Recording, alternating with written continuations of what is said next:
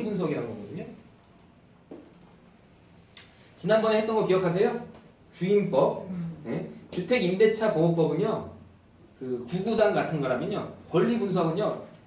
숫자 같은 거예요. 숫자. 1부터 10까지 우리가 숫자를 모르면 암산도 안 되고 모든 게 진행이 안 되잖아요. 경매에 있어서 권리 분석은요. 이거보다 더 중요한 건 단 한 개도 없어요. 이게 제일 중요한 거예요. 그래서 이거부터 오늘 시작을 할 건데, 자, 권리 분석이라는 게 뭐냐면 우리가 경매를 할 때 아까 어떤 거는 내가 인수해야 될 게 있고 어떤 것들은 다 경매가 되면 다 소멸이 돼요. 그러니까 소멸되는 권리하고 인수되는 권리를 찾는 게 가장 기본 중에 기본인데 그거를 찾는 거를 해주는 게 권리 분석입니다. 그래서 권리 분석은 보통 제일 먼저 찾는 건 말소 기준 권리라고 하거든요. 이 말소 기준 권리라는 게 뭐냐면 내가 이 권리를 딱 찾게 돼서 이것보다 앞에 있는 거는 인수, 앞에 있는 것. 그 다음에 그것보다 순위에 뒤지면 말소예요. 그러면 내가 인수할 게 뭔지, 말소되는 게 뭔지를 확인해 주는 게 이게 뭐다? 권리 분석이다. 이 권리 분석에 있어서 예외적으로 항상 인수되는 권리가 있습니다. 항상. 그러면 이게 나오면 어떻다? 위험하다. 이렇게 딱 고지가 되는 거예요. 위험하다고 생각하는 거죠. 왜냐하면 말소 기준 권리는 비교적 쉽게 찾아지거든요. 그리고 대부분의 말소 기준 권리는 경매에 나오는 물건은 뭐 때문에 나올까? 예, 빚 진 거 안 나는 거잖아요. 빚을 제일 많이 지는 게 은행이겠죠. 은행에 의한 거는 근저당이나 저당이겠죠. 요즘은 저당 은행에서 잘 아니고 근저당 하죠. 그리고 담보가등기나 가압류나 압류나 전세권이나 이런 거보단 제일 많은 게 근저당. 근저당이 거의 90% 이상이에요. 그러니까 근저당에 어떤 은행이 제일 먼저 세워졌느냐가 말소 기준 권리이기 때문에 이거는 비교적 찾기가 좋아요. 그런데 앞에 그리고 그 밑에 있는 거는 다 말소가 되니까 비교적 쉽게 찾아지지만 항상 인수되는 거는 내가 또렷하게 알고 있어요. 각각을 좀 설명해 주면 유치권은 뭐 하죠? 유치권이 뭐 하는 권리일까요? 용어가 어렵다고 하니까 천천히 설명드리려고. 유치장 들어보셨죠? 유치장이 뭐 하는 거죠? 네, 사람을 유치하는 데잖아요. 유치라는 게요. 이 사람을 내가 보관해 놓는 거야. 이 사람을 나쁜 짓을 할까봐. 사람의 경우는 뭐 이럴 수 있는데 유치권이라는 것 자체는 내가 이 사람에 대해서 내가 어떤 공사비, 대부분은 공사비나 이런 걸 못 받아서 그 건물 자체를 내가 그거를 점유를 통해서 유치하고 있는 게 유치권이라고 생각하시면 됩니다. 이해되셨죠? 유치권. 예고등기는 현재는 사라졌어요. 2011년 이후로는 사라졌는데 예고등기는요. 지금 현재 이제 가처분이든 어려운 것들로 인해서 소유권을 뺏길 염려가 있는 것들에 대해서 법원에서 예고를 해주는 등기가 예고등기인데 현재는 사라졌어요. 그러면 이 예고등기와 같은 역할을 하는 게 선순위 가처분 이런 것들이 예고등기를 대신하고 있어요. 현재는.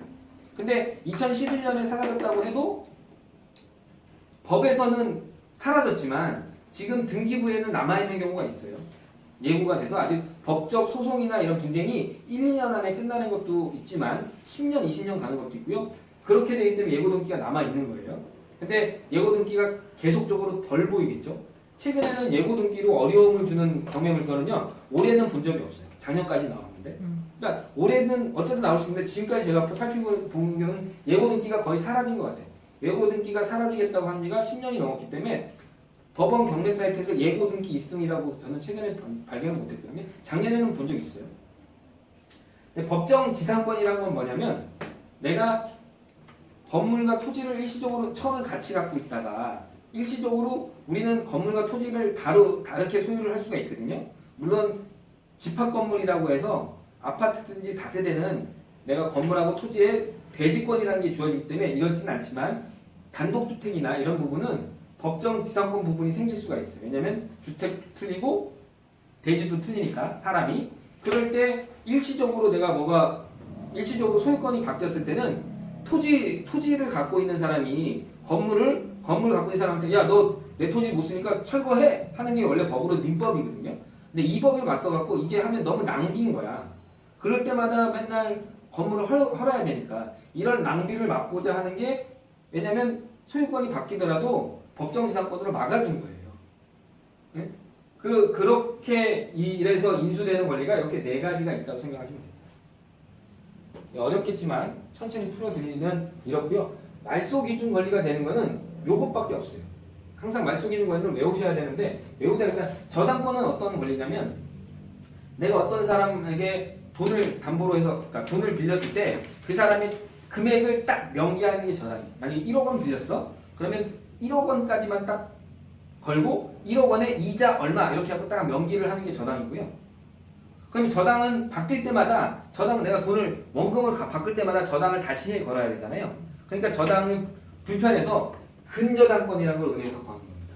근저당이라는 거는 내가 금액이 오르고 내리고 하는 것들의 변동성이 있는 경우에 내가 만약에 1억 원을 빌렸어도 그 1억 2천까지도 빌릴 수 있는 거고 또 갚아갖고 8천만 원이 만들어졌다 할 때도 필요한 게 근저당이기 때문에 최근에 그 은행에서는 저당을 하는 게 아니라 근저당을 많이 하죠.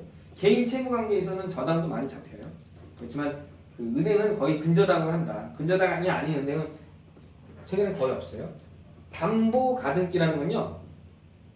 내가 이제 담보 가등기라는 거는 어떤 부분을 이제 그 담보할 때 가등기를 칠 때 담보를 잡은 상태에서 가등기를 하는 거라고 그 뜻풀이를 하지만 이것도 말소기준 권리가 될 때가 있습니다. 근데 저는 경매하면서 담보 가등기가 말소기준 권리로 잡히는 거는 거의 나오지 않는다. 그럼 중요한 건 저당권이나 근저당이 제일 중요하겠죠. 그리고 압류라는 건요. 내가 돈을 일정 부분 못 받았을 때 상대방의 그 부동산의 일부분 다른 뭐 판매를 하거나 그 부동산을 처분하지 못하도록 잡아놓는 행위가 가압류입니다. 가압류.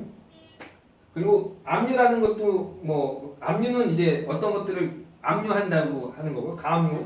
그다음 전세권이라는 거는 내가 이제 보통 우리가 채권 관계에 있어서 전세권이 아니라 그 전세를 해놓고 등기를 신청해서 전세권을 잡아놓는 게 전세권이고요. 그리고 경매 개시 결정하게 되면 등기가 올라오거든요. 이게 요렇게가 말소기준권이에요. 그러니까 말소기준권리가 가장 많은 게 저당권, 근저당권, 압류, 가압류가 제일 많죠. 전세권은 가끔 있긴 한데 거의 본 적이 없어요. 전세권이 말소기준권리가 되려면은 전세권이 되는 경우도 요거밖에 없어. 아파트 등의 집합 건물에 전세권이 설정되어 있어야 되고 그 전세권이 최선순위로서 전세권자가 임의 경매를 신청할 경우 외에는 말소기준 권리가 해당이 되지 않습니다. 어렵나요? 이거는 암기하셔야 돼요. 말소기준 권리는 암기를 꼭 하셔야 되고요. 그냥 항상 말소되는 거는요, 그냥 저절로 말소되는 거예요. 경매가 넘어가면 무조건 말소되는 거예요. 볼 필요도 없어. 담보가등기가 있죠. 어려운 가는 게 아니에요. 가압류도 안 하죠. 압류도 그렇죠. 경매 개시 결정 등기도 다 없어져. 저당권이나 근저당권도 없어요. 그러니까 나한테 경매에 있어서 어려움을 주는 거는 요 앞에 인수, 뒷 소멸. 요게 제일 큰 거예요. 제가 그럼 물건 보면서 또 하나하나 설명을 드리겠지만 그래서 인수되는 거는 내가 순서가 빠르면 인수되는 거예요. 내 말소기준 권리보다. 근데 순서가 늦춰지면 다 발표. 그래서 돈 못 받는 사람들 있잖아요. 돈 못 받는 사람들은 내가 인수하는 게 아니라 말소될 권리가 많죠. 그 중에 지난 시간에 최선순위라고 해서 소액 임차인들은 얼마나 일정 부분 그래서 보전을 해주는 거예요. 근데 우리가 법을 공부를 한 상태에서는 이런 거를 잘 안 당하겠지만 그렇지 않은 경우는 당할 수가 있어요. 어렵게. 여기서 모르시거나 궁금하신 거는 그때그때 물으시면 돼요. 제가 이제 일정 부분 여기 설명해 드렸지만 이 부분이 쉽게 다가오지 않는다고 하면 암기할 부분은 말소기준 권리는 무조건 암기하셔야 되고요. 이걸 모르고 경매 사이트를 볼 수가 없으니까. 그리고 내가 항상 인수되는 거는 이런 게 있다. 이 정도 반복해야 되고요. 항상 말소되는 건 그냥 말소되니까 어려움을 주는 건 아니에요. 그 대신 내가 순위에서 앞서면 인수, 뭐보다 말소기준보다 순위 앞서면 인수하고요. 말소기준보다 순위에서 뒤처지면 말소된다. 이렇게가 이제 그 되게 중요한 사항이 되겠습니다. 여기서 질문 한번 해주세요. 없어요? 저기 보면 항상 인수되는 권리가 4개라고 얘기했잖아요. 예. 근데 지금 유치권과 예고 등기는 어차피 2011년 이후에는 거의 사라졌어요. 사라지는 네. 부분이고. 근데 법정과 지상권 이게 똑같은 말이에요. 법정 지상권. 그러면은 세 개인 거죠? 예. 4개. 법정 지상권. 되셨나요? 다음 거 안내해 드릴게요.